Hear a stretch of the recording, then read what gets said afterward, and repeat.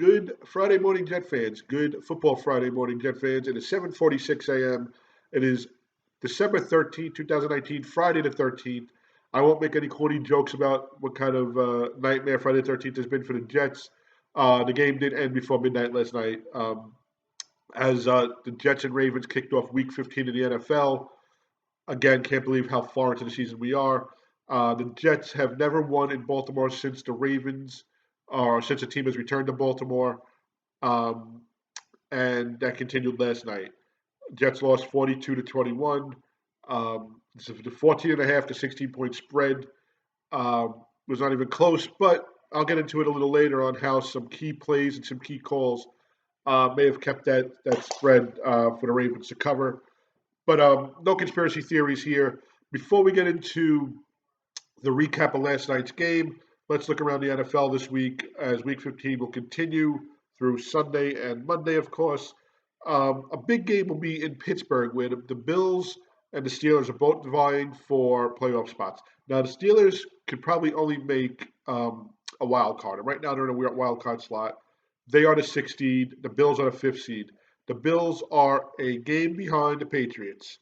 Okay, or a game and a half. Of course, the Patriots did beat the Bills early on in the season. Um, the Bills are 9-4. They lost to the Ravens last week. They, of course, I said lost to the Patriots during the season.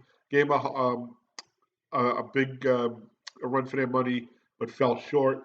The Bills have not really beaten a team where you'd say that's the team you got to beat to look, to make you look like a playoff contender. But they've won 9 games. They played who they had to play. They beat who they had to beat, and they beat the Jets. And they beat Washington, I believe, and I believe they beat Miami.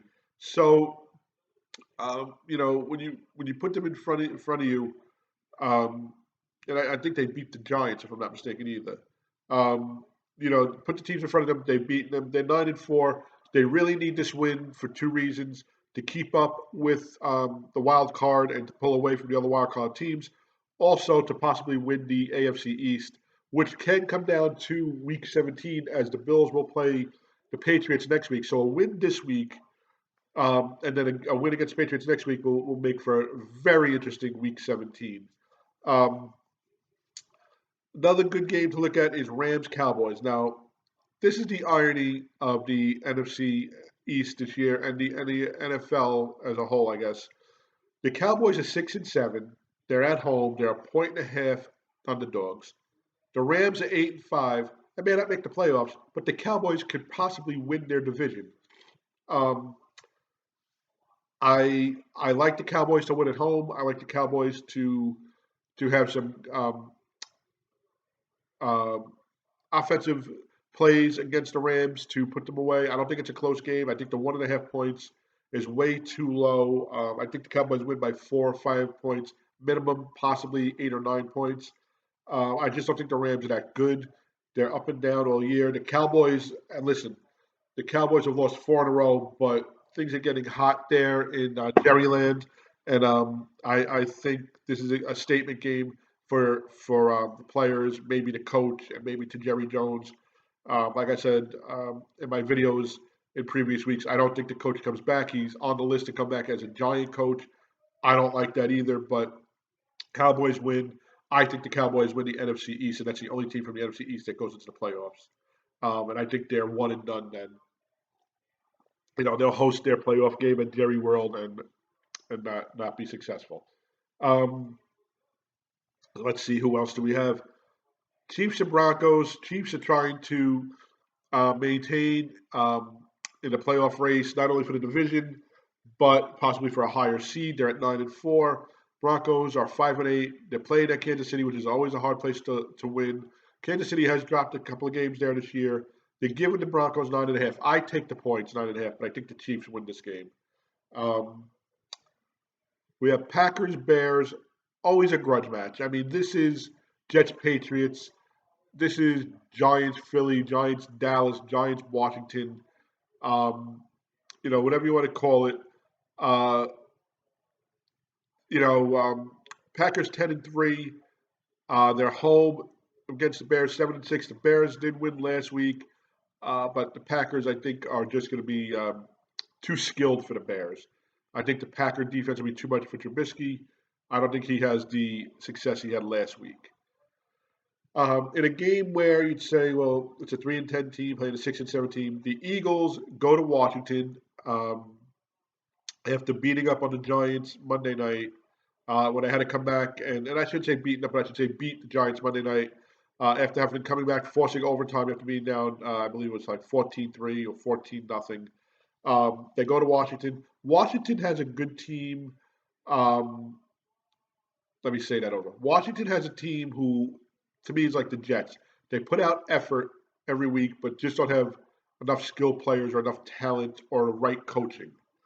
Um, they did win 3 games. The Eagles are stumbling towards the playoffs. And I think a loss this week just ends their ambitions because then they'll be 2 behind the Cowboys. And I do believe the Cowboys and Eagles play each other, if not next week or on the last game of the season. So there's a must-win for the Eagles.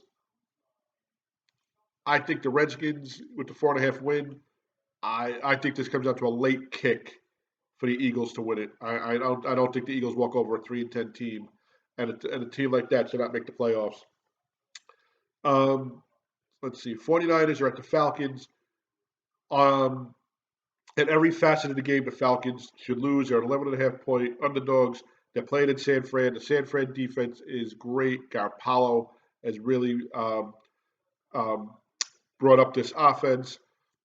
The 49ers did lose to the Ravens 2 weeks ago by 7. So that just shows you how good of a defense they have and how they can stay in games. And that's why they're 11-2. They're giving 11.5 points to the Falcons. I take the 11.5 points, but I think the 49ers win. Maybe win by 7, 8, 9, 10 points. I don't think it's more than that. But I think the Falcons stick around long enough with the spread, actually means something. Vikings and Chargers at Chargers. Vikings are 9-4. They're trying to win a division to try to get a wild card. They need this. The Chargers are not a good team at all at 5-8. The Chargers are getting 2.5 points. I think the Vikings beat them outright. And I do not like the Vikings. I do not like Kirk Cousins. But the Chargers don't even get a home field advantage. A lot of the other teams, fans go to support them. So it's not even when they're home. They don't even have that home crowd there. And then Monday night, Week 15 ends. And again, I can't believe Week 15 is coming to an end. Saints hosting the Colts.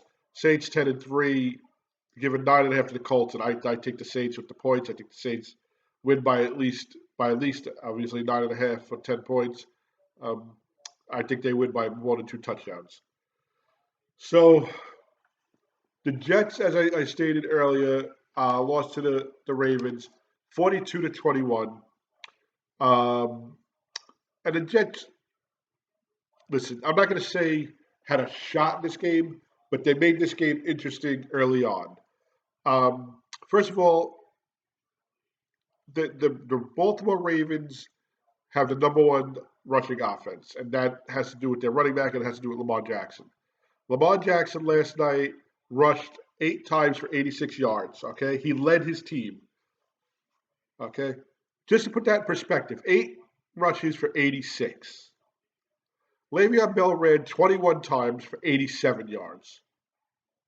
Okay, Lamar Jackson was averaging over 10 yards a run. Le'Veon was averaging 4.1, and that was Le'Veon's highest rushing yardage all year, 87 yards. He did not have a touchdown. Sam Darnold went 18 of 32, 218, 2 touchdown passes to Crowder, a bad interception and a bad fumble. Crowder had 6 catches for 90 yards. And this is just the way, up and down of this Jet season. Sam Darnold hits a wide open Jamison Crowder in the end zone. I mean, when he broke his route, nobody covered him. He threw his arms up in the end zone. Sam hit him right in the hands. And I think Crowder didn't realize how much room he had between him and the sideline. I think he thought he was a lot closer because he tried to start tiptoeing and dragging his foot, and he dropped the pass. The very next play, Sam zips one on the run, to Crowder, who's completely covered by a defender, falling to the sidelines of the end zone. Crowder catches it, keeps his feet in bounds. So, that's just the way, um, the season has gone this way. Last night gone. The opening drive, Lamar Jackson set the tone, um, and he rushed and he passed, and he threw his first touchdown. He had 5 touchdown passes. Um, I believe he surpassed Michael Vick for most rushing in a season by a quarterback. Um, he was 15 to 23, 212 yards, 5 TDs, no INTs. Um, but this is what I want to get into about last night's game. And I was texting my buddy George most of the game. The play calling and the decision making is just mind boggling. Now the Jets came into this game depleted. The usual suspects. Mosley is out. Um, Khalil was out. Jamal Adams was his second game. Um, Bell was out. Chris Herndon's out. It's just been. I believe Beecham was out. Quinton Williams was out. So it was a depleted team. Um, but in the first half, the Jets made it interesting. And if you think back to what if, and I know you say well, if my aunt had balls, she'd be my uncle. All right, just things that happened that could have made this a closer game. First off, Jets get a field goal block, a long field goal blocked. Okay, so they lose 3 points on one drive.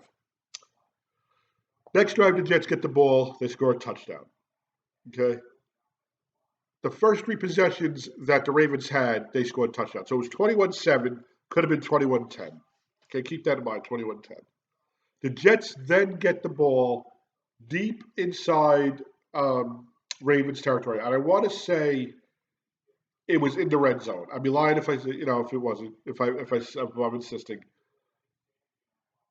4th and 1, and they decide they're going to throw a pass.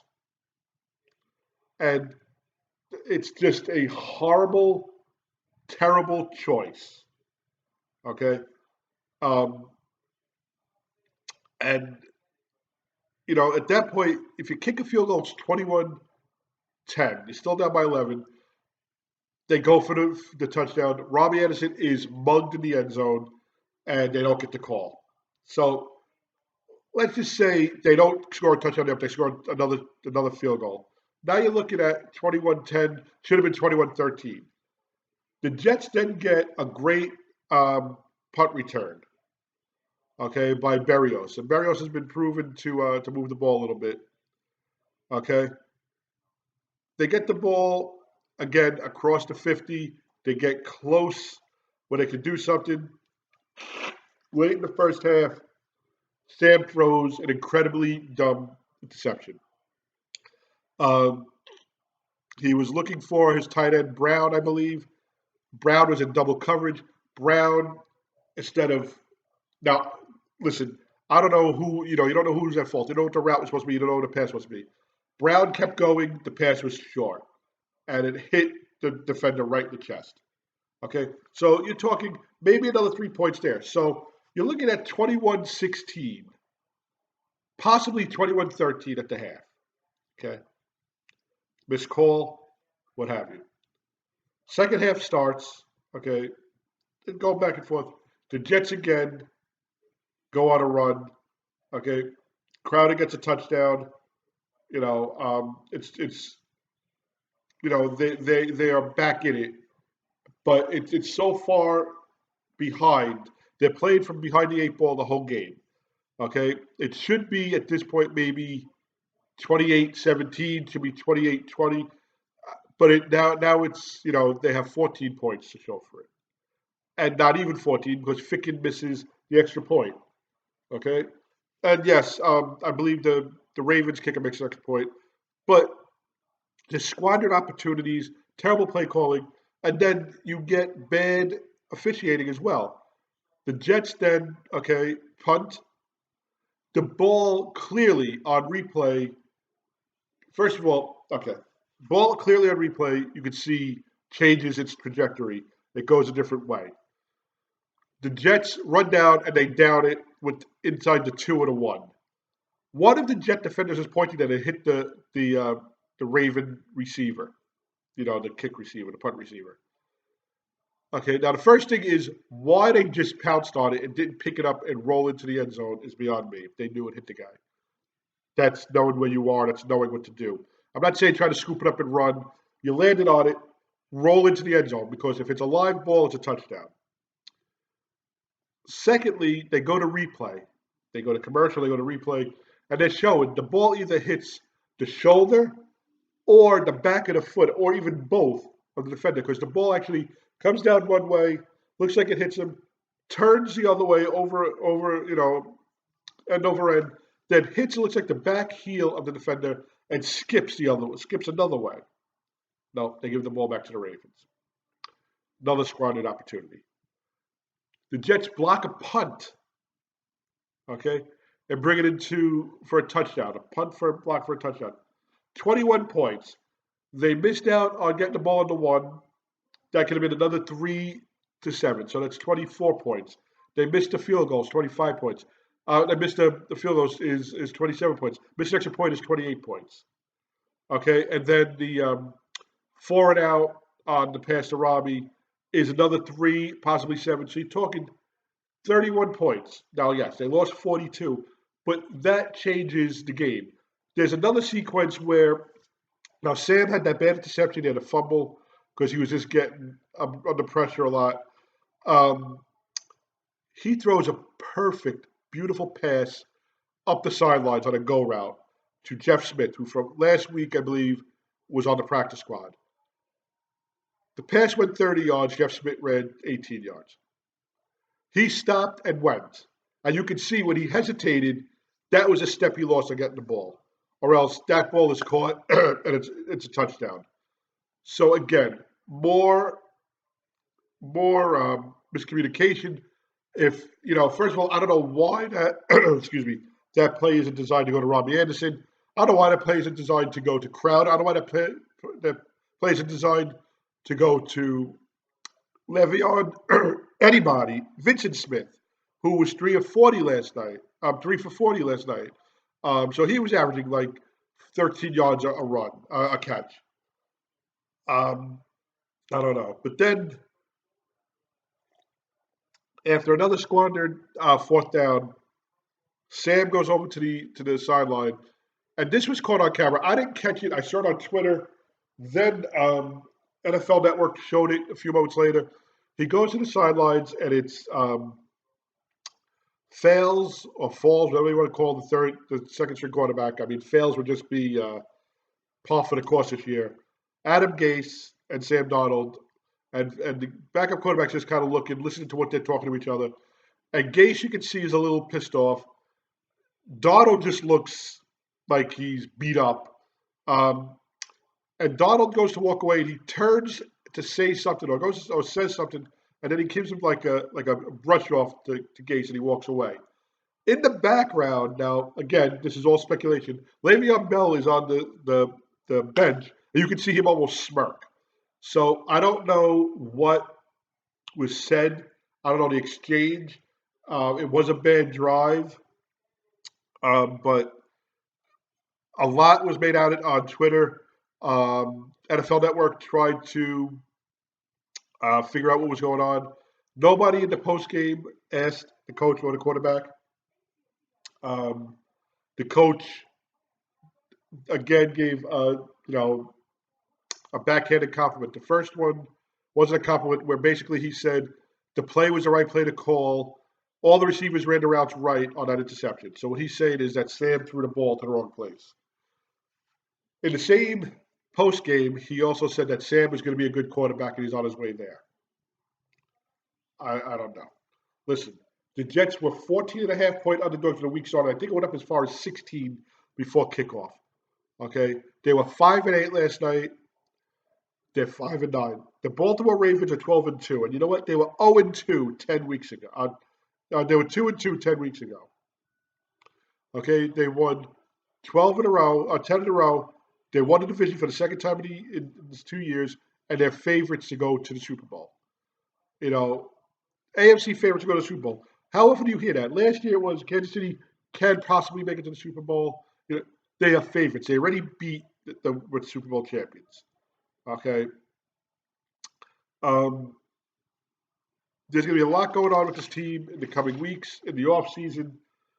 I'm still speculating that we've seen the last of Jamal Adams in a Jet uniform. I think unless Adam Gase is gone. I really don't think he has any use for Adam Gase. I don't think he likes Joe Douglas as well. Um, he's been a good um, teammate on the sidelines the last 2 weeks. He's been out there. I think he's fed up. He's going to want a lot of money to be re-signed. Uh, I don't know if I see him in a Jet uniform again, and he may not play the next 2 games. Why risk getting injured? We discussed this last night, George and I.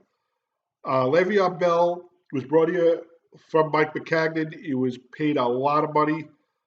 Um, there's a lot going on with Le'Veon. A year off from football. He's a rap artist. He, is I call him a an eloquent, if that's a word, runner. He's a precise runner. Somebody like Curtis Martin would bounce out, he'd push off, he'd follow his lead blocks. Bell is more, he hits the hole, and after the hole is where he's going to make his moves. He hasn't had that hole to get through. Is it Bell? Is it the line? Is it play calling? Is it, they're not utilizing him correctly? In formations, it's all of that, I think. And we may have seen the last of Bell after the season. So going back and forth through the game, me and my buddy, who've been following the team as long as I have, and part of the website and whatnot, which is www.nyjetstories.com. That's www.nyjetstories.com. Facebook, we have a Facebook page, NYJet Stories, or on Twitter at NYJet Stories, and of course on this YouTube channel, Alex Parziali, NYJet Stories. We were talking about, Gase probably gets next year. He finishes this year, obviously. He comes back next year. Bell is gone. Possibly Jamal Adams, is gone. If Adams is not gone this year, he's gone next year. Okay? Figure next year, if the Jets do not make the playoffs, they got to get rid of Adam Gase. I mean, that would be the sensible thing to do. I don't know if that's the thing they do. But think about this. You have to get a new coach. Adam Gase is going to be gone. Sam will be within his 5th season. Bell will be gone. We'll still be looking for a premier running back. And Edwards will be gone. We'll still be looking for people in the secondary. I mean, that is just the state of this team. I scratch my head. It boggles my mind. We still don't have a kicker, and this is going on from camp. I remember watching special teams in I don't remember if it was training camp or mini camp, because there were mini camp was more. I don't remember, but we went to both. But field goal kicking was not good. We went through how many field goal kickers? Training camp, preseason. First game of the season, we lost by 1 because we missed an extra point and a field goal. It's just everything is still that was happening in the beginning of the season, what was happening in training camp, what was happening in preseason has not changed for the most part. And that's where coaching comes in. That is my problem with Adam Gase. I'm not saying that the Jets have, the 85 Bears defense and they have, the 2007 New England Patriot offense. But the same mistakes are being made. The same play calls are being made. The same decisions are being made. It can't happen. I can't see Adam Gase here next year, but the owner's already given him public backing that he will be. Now, that could change. Somebody may try to entice the Jets. I don't know. I don't know. But the history and behind Adam Gase, and like I said, I didn't like the pickup when we got him. Then I started to grow, when I heard a lot about him at the winter meetings, or I should say the the offseason meetings where they said he's very knowledgeable, he knows what he's doing, but I just I don't think he can handle this team. I don't think he can build a team. Um, so I know Joe Douglas and Adam Gase have a relationship. I hope Joe Douglas speaks to Christopher Johnson, whoever's making the decision, say this is what we need to be successful. That's all it is. I mean, you have to think every team, Cleveland Browns, New York Jets, they want to win. I remember when the Saints were the eights and they were the laughing stock. The Tampa Bay Buccaneers, and that's what kills me.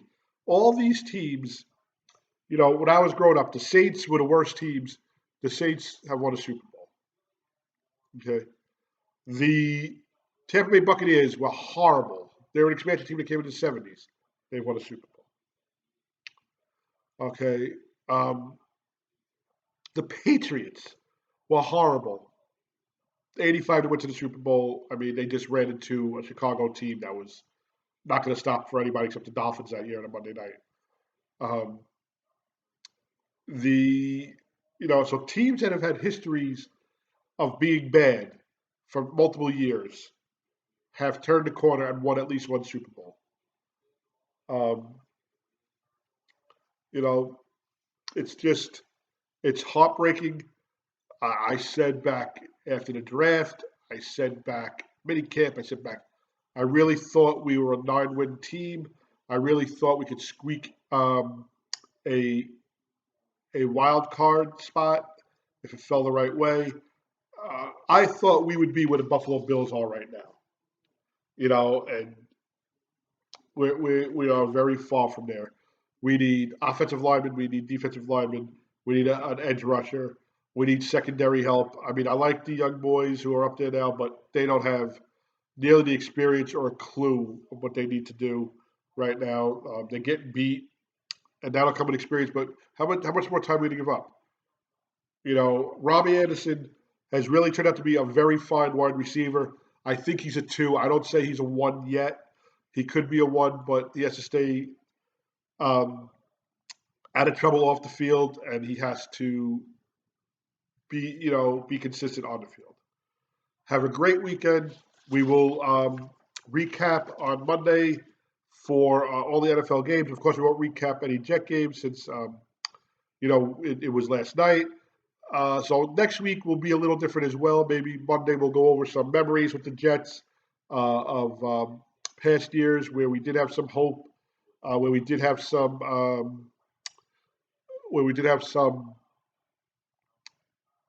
excitement, and we look forward to the remaining 2 games. I have one more home game this season. They play the Pittsburgh Steelers a week from Sunday. We'll look at that game next week as well. Have a great weekend. Start getting your Christmas shopping done. The holidays are upon us. Less than 2 weeks. Have a great day, everybody. Have a great weekend. And remember, check us out, www.nyjetstories.com, www.nyjetstories.com.